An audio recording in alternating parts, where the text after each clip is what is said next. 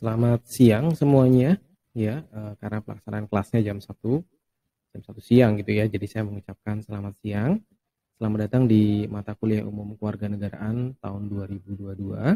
Jadi hari ini adalah pertemuan kita yang pertama dari 16 pertemuan yang sudah dijadwalkan ya.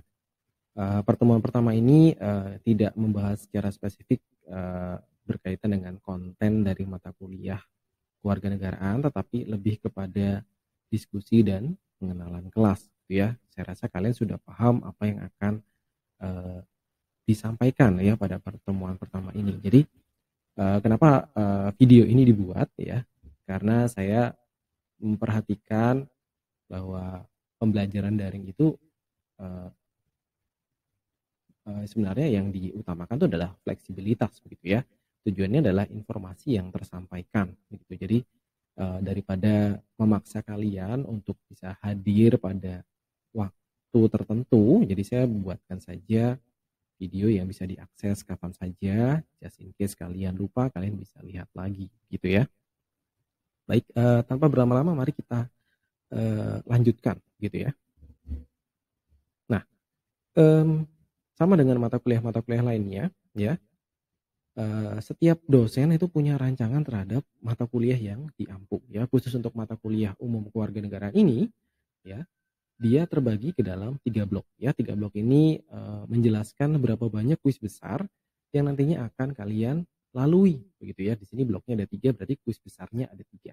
Ya, jadi setiap blok akan diakhiri dengan kuis besar ya. Yang bentuknya seperti apa, kapan pelaksanaannya secara detail itu sudah ada di guideline pelaksanaan mata kuliah kewarganegaraan ya. Guideline ini sudah saya posting ya, sudah saya upload di channel mata kuliah umum kewarganegaraan gitu ya. Jadi kalian yang punya waktu luang begitu ya, atau tidak punya waktu luang ya mohon disempatkan begitu untuk bisa setidaknya mengetahui gitu ya, hari ini materinya apa ya, kurang lebih kapan saya harus mempersiapkan diri untuk menghadapi kuis besar 1, 2, 3 dan UAS ya, jangan sampai terlewat begitu ya. Jadi itu sebenarnya memudahkan kalian untuk mengatur strategi belajar kalian gitu ya. Hari ini kita tidak masuk di blok 1, jadi saya pisahkan begitu ya. Jadi hari ini spesial karena tidak ada materi yang diberikan, hanya diskusi dan pengenalan kelas. Sementara minggu depan ya, kita akan masuk ke konten yang lebih spesifik ya terkait dengan kewarganegaraan. Jadi di blok 1 ya, tanggal 2 Maret sampai 23 Maret kita akan menyelesaikan konten kewarganegaraan blok 1, yang mana itu akan membahas tentang identitas nasional dan etika politik ya. Dari 3 blok yang kita lalui ini akan selalu ada 1 minggu sebelum pelaksanaan kuis besar itu akan kita isi dengan diskusi ya. Diskusi itu mengharapkan kehadiran kalian di kelas daring ya untuk menanyakan gitu ya, menanyakan atau meneguhkan kembali apa yang sudah kalian terima pada minggu-minggu sebelumnya terhadap materi blog tersebut. Jika ada yang kurang dipahami bisa tanyakan ke dosennya. Dan yang terutama diskusi adalah masa untuk mempersiapkan kuis besar ya. Kalian bisa bertanya kira-kira topik saya sudah oke atau belum. Kemudian kalau misalkan sudah buat begitu, itu bisa dipresentasikan sedikit. Jadi dosen bisa memberikan masukan apa-apa saja yang kurang sehingga kalian bisa mendapatkan nilai yang lebih baik gitu ya, lebih baik. Nah, bentuk konsultasi ini itu wajib dilakukan oleh setiap kelompok. Nah, karena seluruh kuis besar ya hingga UAS itu memiliki porsi untuk dikerjakan secara berkelompok ya, hanya UAS saja yang ada porsi dikerjakan secara mandiri dan berkelompok tepatnya ya. Itu saya meminta untuk hari ini ya bisa dipilih gitu ya, bisa dipilih seorang ketua kelas ya. Ketua kelas ini nantinya akan merangkum eh, siapa-siapa saja, kelompok-kelompoknya yang mana saja pada mata kuliah kewarganegaraan yang saya ampu ini gitu ya. Jadi pada pertemuan ini targetnya adalah kalian bisa memilih satu ketua kelas ya. Ketua kelas ini akan menjadi kepanjangan tangan, kepanjangan lidah saya jika ada informasi yang perlu saya sampaikan berkaitan dengan kelas kewarganegaraan gitu ya. Kemudian buatlah kelompok ya. Seperti biasa kelompoknya 4 sampai 5 orang, tidak perlu rebutan, tidak perlu berantem, siapa saja yang penting bisa diajak bekerja sama begitu ya. Kalau nggak bisa diajak bekerja sama ya dipaksa bekerja sama begitu ya. Karena harus berkelompok, tidak boleh dikerjakan secara mandiri ya. Ini untuk melatih kalian bersama ya, berbagi, menyelesaikan sesuatu yang besar sehingga hasilnya jadi lebih maksimal ya. Lanjut ke blok 2 tuh pelaksanaannya 30 Maret sampai 20 April, topik yang dibahas adalah tentang demokrasi dan hak asasi manusia, gitu ya. Kemudian di blok ketiga 27 April sampai 8 Juni kita akan membahas materi yang sedikit lebih banyak daripada yang sebelum-sebelumnya. Ada 3 di sini topiknya, kewargaan di era digital, anti korupsi dan kekerasan seksual ya. Materi-materi ini sangat sangat menarik. Jadi untuk blok 3 ini buat saya tuh ini preferensi saya ya, ini blok 3 ini materi yang paling menarik buat saya ya dibandingkan materi-materi yang ada pada blok 1 dan blok 2. Ya, ini lebih lebih apa ya? Lebih kerasa gitu ya, lebih kerasa eh, dalam kehidupan bermasyarakat saya saat ini gitu ya. Atau kita gitu ya tepatnya ya. Kemudian pada tanggal 24 Juni ya sekalipun di sini sudah ada tanggalnya ya, tidak berarti tanggal ini tidak berubah begitu ya. Karena bagaimanapun ini akan disesuaikan dengan jadwal universitas ya, jadwal seluruh fakultas, jadwal seluruh prodi, karena pelaksanaannya kan sifatnya bersamaan, begitu ya. Baik. Nah, kita lihat lebih detail ya. Jadi di hari ini kita akan membahas tentang gambaran besar perkuliahan, tata tertib, tugas, dan lain sebagainya. Nah, gambaran besar perkuliahan itu sebenarnya sudah saya berikan dari gambaran blok tadi. Jadi kalau menurut kalian itu kurang besar gitu ya, kalian bisa lihat guideline yang sudah disertakan ya. Di guideline itu kalian bisa lihat secara detail gitu ya, posisi mata kuliah kewarganegaraan seperti apa gitu ya. Kemudian jadwal pelaksanaan untuk setiap pertemuan ya, mata kuliah kewarganegaraan. Kapan saya harus ikut kelas daring, kapan saya harus join discussion dan seterusnya. Begitu ya. Itu semuanya sudah ada di sana rancangannya. Begitu ya. Di channel mata kuliah kewarganegaraan saya juga sudah membagi gitu ya dengan sub channel 16 sub channel yang mana itu akan membantu kalian untuk join kelasnya dengan lebih mudah gitu ya. Jadi kalau misalkan masuk minggu ke-8 berarti kalian masuk ke sub channel pertemuan 8 gitu ya. Kalau misalkan ada assignment kalian bisa lihat notifikasinya dan bisa submit di sana. Begitu ya. Nah, untuk tata tertib tidak ada tata tertib yang spesifik ya. Biasanya berkaitan dengan presensi dan nilai. Itu saja yang biasanya menjadi perhatian rekan-rekan mahasiswa. Masalah presensi itu ada yang namanya tenggat presensi. Ya, jadi presensi itu tidak dilakukan 24 jam gitu ya. Tidak. Jadi biasanya kalau misalkan dilakukan di kelas atau offline atau on-site begitu ya, kan ada toleransi 15 menit keterlambatan. Coba buat diri kalian untuk sadar akan hal itu. Ya, sehingga sekalipun itu dilaksanakan secara daring, kalian juga bisa on time gitu ya. Jangan sampai membiasakan diri untuk mencari-cari alasan ya, sehingga dosennya harus repot membukakan akses kembali ya dan sebagainya. Jadi mohon untuk menyempatkan diri ya. Toh juga sebenarnya kalian harusnya hadir di kelas ya dalam waktu yang penuh gitu ya. Ini kan cuma diminta beberapa saat saja untuk setidaknya melakukan presensi begitu ya. Jadi tolong diperhatikan untuk presensi. Nah, jika dalam perjalanannya jadi minggu ke-8, minggu ke-9 kalian menyadari ada data presensi yang tidak sesuai dengan kenyataannya ya, mengingat yang masukin ini satu dosen nih gitu ya, lawan sekian banyak mahasiswa, sekian banyak pertemuan. Yang namanya jari meleset gitu ya. Human error itu bisa terjadi kapan saja begitu ya, oleh siapa saja, sehingga ini butuh kerjasama dari kita untuk bisa saling mengecek ya. Jangan sampai baru mengecek pada saat UAS gitu ya. Itu terlambat dan saya bukannya tidak mau membantu ya, itu akan sangat merepotkan saya karena harus mengisi form dan sebagainya. Begitu. Jadi mohon bantuannya untuk bisa selalu mengecek presensinya. Presensinya dulu ya, presensinya dulu. Karena untuk nilai itu tenggat waktunya jauh lebih panjang ya. Bahkan setelah UAS pun kalian bisa menanyakan tentang nilai kalian ya. Tapi kalau presensi ini nggak bisa ya. 1 minggu sebelum UAS itu maksisnya udah ditutup aksesnya ya. Jadi kalau misalkan ada presensi yang tidak sesuai, mohon untuk segera dikonfirmasikan sesegera mungkin ya, ASAP gitu ya, as soon as possible gitu. Kemudian ada pembagian kelompok yang tadi sudah saya sampaikan, tolong nanti dibagikan, dituliskan gitu ya, anggota kelompok saya siapa saja, dikumpulkan ke ketua kelasnya, nanti ketua kelasnya posting di channel pertemuan satu mata kuliah ini, siapa anggotanya siapa gitu ya. Kalau ada yang tidak kebagian kelompok gimana? Ya tolong diterima sebagai anggota kelompoknya masih kurang gitu ya. Oke, kita lanjut ke blok yang pertama. Jadi topiknya sudah jelas tadi ya. Identitas nasional, etika politik, implementasi konstitusionalisme dalam kehidupan bernegara.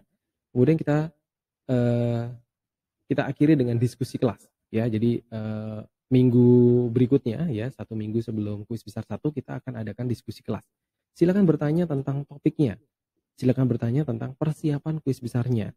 Ya, jadi waktu yang luang ini tolong dimanfaatkan sebaik-baiknya sehingga kalian tidak perlu mencari-cari waktu di luar jadwal kelas yang sudah ada, begitu ya. Jadi nggak perlu hari Sabtu Minggu atau malah H-1 sebelum kuis besar dikumpulkan kalian malah ganggu dosennya. Pak ini formatnya apa gitu. Ya, kok tanya format di saat begini gitu. Ya, guideline-nya kan ada tuh ya, dibaca dulu guideline-nya ya. Setelah dibaca guideline-nya ditanya dosennya begitu ya. Pak ini betul seperti ini apakah tenggat waktunya tanggal sekian. Nah, kalau sudah baru laksanakan. Jadi perhatikan setiap link assignment yang saya berikan ya. Link assignment yang diberikan itu punya yang namanya tenggat waktu, punya yang namanya format ya, format spek.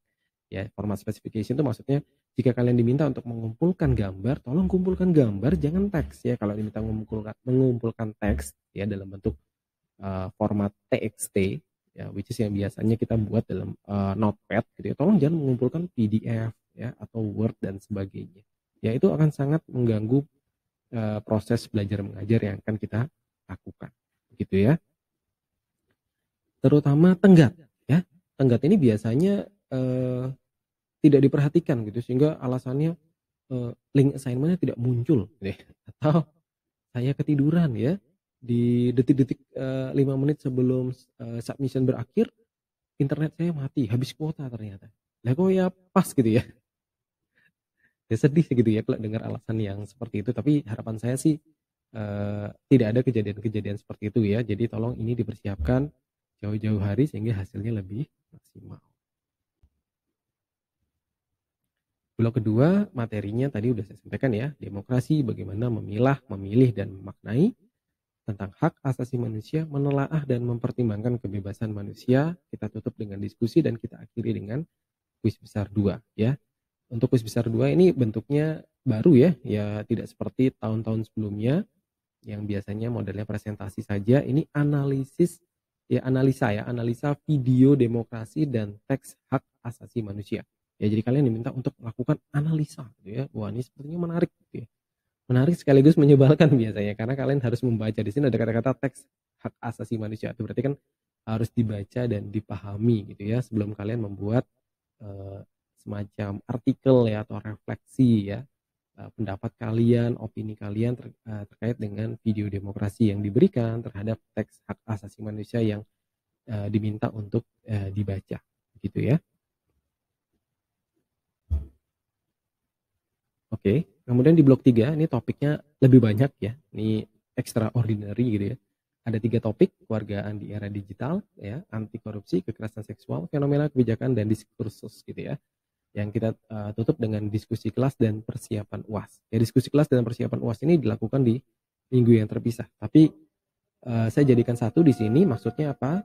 Dalam 2 minggu itu juga bisa kita jadikan tempat untuk melakukan diskusi kelas dan melakukan persiapan UAS. Jadi buat saya sama saja. Yang pasti ada waktu luang untuk kalian berdiskusi bersama rekan-rekan bersama saya untuk melihat, memilih gitu ya topik yang nanti kalian jadikan materi ya pada konten kuis besar 3 kalian ya. Yang mana nanti meminta kalian untuk melakukan presentasi studi kasus gitu ya. Nah, oke. Nah, kalau sampai di kuis besar 3 akan kita tutup dengan UAS ya. Jadi setelah kuis besar 3 akan ada ujian akhir semester yang meminta kalian untuk mengumpulkan 2 materi ya. Tolong diperhatikan. Jadi UASnya itu ada 2 materi. 2 materi itu meminta kalian untuk mengumpulkan tugas mandiri yang sifatnya refleksi ya terhadap suatu fenomena. Kemudian tugas berkelompok ya yang biasanya dalam bentuk video presentasi. Nah, eh, untuk itu kejadian yang pernah saya temukan ya dari penjelasan saya hari ini gitu, mahasiswa tidak sadar kalau tugas itu tidak dipilih gitu ya. Itu bukan pilihan, dua-duanya dikerjakan gitu ya. Jadi ada yang tidak mengerjakan keduanya, entah karena memang sudah tidak berniat lagi dengan mata kuliahnya atau mengerjakan salah satunya sehingga nilainya maksimal 50 ya, karena sesuai dengan guideline yang diberikan, maksimal pemberian nilainya untuk masing-masing komponen baik tugas mandiri maupun tugas kelompok adalah 50%. Begitu ya. Jadi tolong itu dikerjakan semuanya.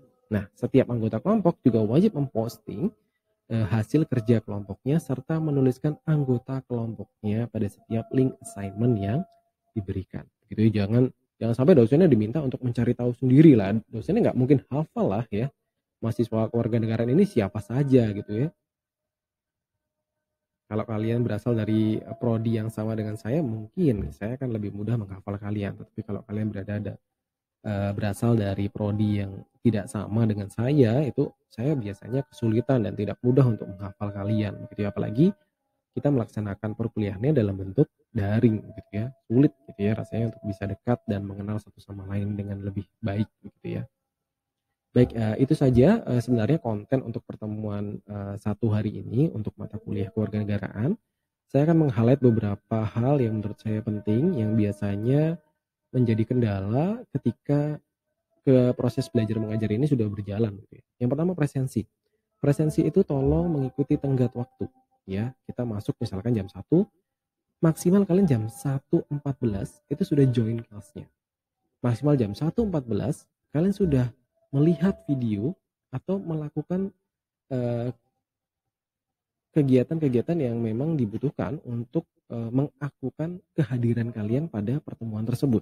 Ya, jadi kalau diminta untuk komentar, ya ditulis saja komentarnya, segera di screenshot, segera di submit, begitu ya. Saya rasa itu bukan hal yang susah begitu ya. Kalian bisa mengerjakannya di handphone ya, atau kalau misalkan kalian punya waktu ya buka laptopnya sebentar lah gitu ya. Toh juga hanya screenshot ya, itu bukan sesuatu yang sulit untuk dilakukan. Kemudian kalau izin, sakit dan sebagainya itu segera mengabarkan dosen gitu ya. Supaya dosennya tidak mencari-cari ini gak masuknya kapan gitu ya. Buktinya apa dan prosesnya seperti apa tuh buat saya menyebalkan gitu ya. Jadi kalau kalian ingin izin, kalian ada kendala tolong disampaikan maksimum hari H. Lewat dari H, anggap saja kalian lupa, udah gitu aja ya.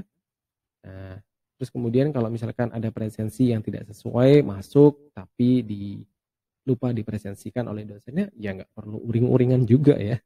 Dikabarin aja dosennya, Pak saya masuk ya, ini buktinya. Mungkin Pak Luki lupa begitu ya, karena di assignmentnya saya mengumpulkan tapi di maksisnya saya di input tidak masuk begitu ya. Oke. Kemudian untuk pelaksanaan kuis kecil dan kuis besar itu sudah ada guideline untuk matriks penilaiannya. Jadi jangan tanya ya itu gimana ya nilainya bisa 70, 80. Itu ada standar penilaiannya. Gitu ya. Jadi saya tidak memberikan nilai berdasarkan fungsi random gitu ya, fungsi random atau memberikan nilai berdasarkan mood saya gitu, tidak. Jadi itu saya baca satu-satu ya. Jadi saya bersyukur gitu ya kalau kelas daring ini kalian mengirimkan dalam bentuk note gitu ya, dalam bentuk file digital yang bisa saya baca, yang mana tulisan dan fontnya bisa saya modifikasi sehingga lebih baik dan memudahkan saya membaca. Ya, kebayang kalau kita lakukan onsite tulisan kalian tuh kadang-kadang ada yang cakar naga gitu ya. Wah, gila banget dah. Dibaca susah gitu ya, dimengerti apa lagi gitu. Ya. Kemudian untuk UAS karena ini presentasinya paling besar, sebelum UAS kalian cek dulu presensinya, jangan sampai kalian terkendala presensi ya. Kalau misalkan sudah waktunya UAS dilihat tenggat waktu pengumpulan UASnya kapan, jangan sampai dikerjakannya H-1 ya. Itu semua tolong diperhatikan dan jangan lupa untuk berdiskusi dengan dosen ya. Yang berdiskusi apakah harus satu kelompok? Tidak, satu saja mewakili kelompoknya itu sudah cukup buat saya ya. Jadi highlight yang keempat, konfirmasi kehadiran dan presensi ini maksudnya kehadiran di kelas daring dan presensi yang ada di Makcis gitu ya. Jadi tolong ini diupayakan untuk senantiasa selalu dicek gitu ya. Jangan dibiasakan diceknya di akhir-akhir gitu ya. Atau ketika sudah dapat pemberitahuan kalau tidak bisa mengikuti UAS baru cari-cari dosennya untuk dispensasi dan sebagainya. Itu sangat merepotkan ya dan kurang bertanggung jawab. Jadi mari kita lakukan dengan baik dari sekarang gitu ya. Oke, nah salah satu materi yang diminta untuk dikumpulkan itu selain presentasi ya, ada video yang dikumpulkan. Nah, saran saya untuk mendapatkan nilai yang maksimal terkait dengan video yang akan di-submit, yang pertama, pastikan kalian menghasilkan video dengan resolusi video yang baik, ya, terang, jelas, ya, resolusinya tidak portrait, ya, kayak bikin TikTok aja ya. Landscape gitu ya, buatlah dia landscape, sound quality-nya bagus ya. Kalau misalkan suaranya kalian terlalu kecil, gunakan headset ya. Kemudian kalau kalian ngerasa suaranya masih kecil sudah menggunakan headset, tolong di up gitu ya, di up ya, dikeraskan suaranya pakai software ya. Banyak ya software gratisan, tinggal masukin aja, naikkan saja volume suaranya sehingga suaranya bisa didengar dengan baik dan jelas gitu ya. Jangan melakukan syuting atau pengambilan gambar apalagi suara pada saat hujan atau di tengah-tengah jalan yang tentunya akan menjadi kendala buat dosen untuk bisa mengerti apa yang kalian presentasikan ya.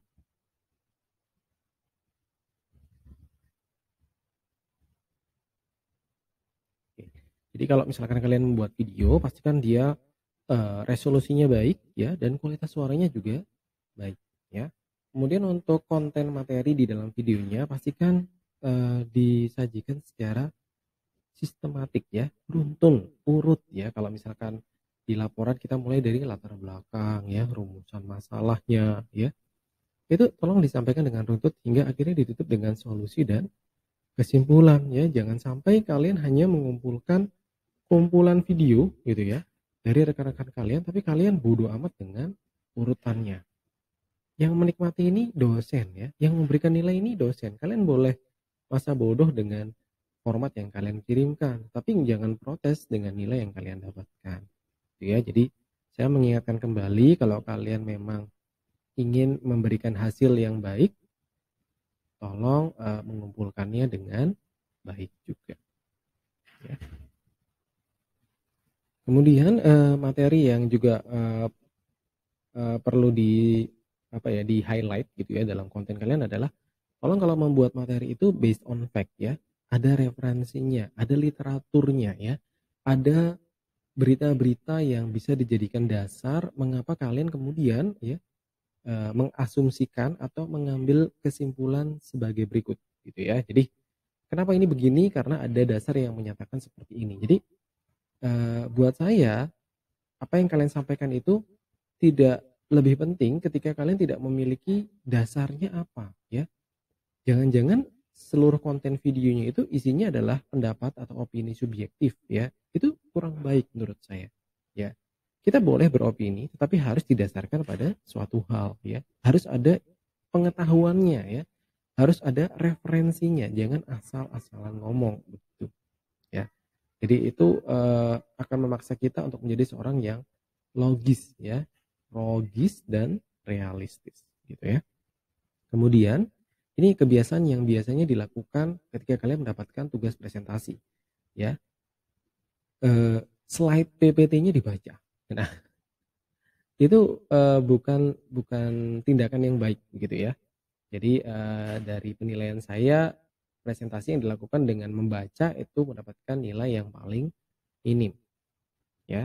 Sekalipun kata-kata kalian tidak terlalu banyak, sekalipun apa yang kalian sampaikan mungkin banyak kurangnya, saya akan lebih menghargai itu daripada yang membaca ya. Sekalipun naskahnya jauh lebih baik daripada kalian yang ceplas-ceplos langsung tapi banyak kekurangannya gitu ya. Jadi pastikan presentasi yang kalian buat itu in point ya. In point itu berarti dibuat dalam poin-poin yang jelas yang kemudian kalian detailkan sembari kalian menyampaikan ya, menjelaskan poin-poin tersebut. Jadi itu lebih baik daripada sekedar menuliskan apa yang ada di layar gitu ya, dibacakan. Ya dosennya juga bisa baca kali gitu ya. Jadi nggak perlu kalian yang bacain kayak dosen yang nggak bisa baca gitu. Jadi buatlah ke dalam poin, kemudian kalian jelaskan dengan pengertian dan cara kalian sendiri, itu akan lebih baik gitu ya. Jadi sudah jelas ya. Jadi apa yang harus dikerjakan kurang lebih seperti itu. Baik, saya tidak akan berlama-lama dalam pertemuan kita yang pertama ini. Jadi pada pertemuan yang pertama ini ada 2 tugas yang masih belum selesai. Yang pertama ketua kelas ya, pemilihan ketua kelas. Silakan kalian diskusikan ya bersama rekan-rekan dalam satu kelas ini, siapa yang mau menjadi ketua kelas. Toh juga ketua kelas tidak diminta untuk beli gorengan ya, beli kopi buat dosennya ya, enggak.